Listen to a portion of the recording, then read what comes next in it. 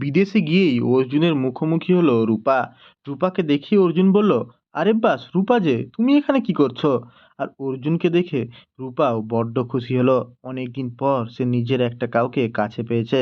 সে অর্জুনকে বড্ড ভালোবাসে। সে বলল, অর্জুন তুমি এই দেশে থাকো বুঝি?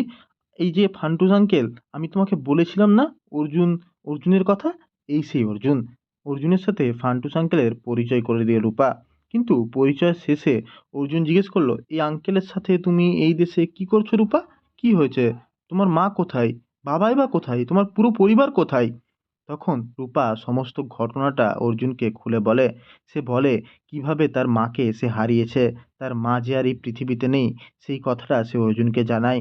আর তার মা এবং সে যে নিরুদ্দেশ, তারা যে তাদের বাড়ির কারোর কাছেই নেই, সেটা কিভাবে তাদের বাড়ির কারোর আর যায় আসে না, সেটাও জানায়। তার বাবা, তার বোন, তার বাড়ির প্রত্যেকটা সদস্য কিভাবে তাদেরকে ছাড়া বড্ড আনন্দে জীবনযাপন করছে, সেটা সে খুলে বলে অর্জুনকে। এই সমস্ত কথাগুলো শুনে অর্জুন বুঝতে পারে যে অনেকটা হয়তো সত্যি হতেও পারে। কিন্তু রূপা অনেকটা অভিমান থেকে বলছে। ও একটা ছোট মেয়ে, না জানি কি শুনতে কি শুনেছে, কি দেখতে কি দেখেছে। তাই ও অভিমান থেকে এই কাজগুলো করছে।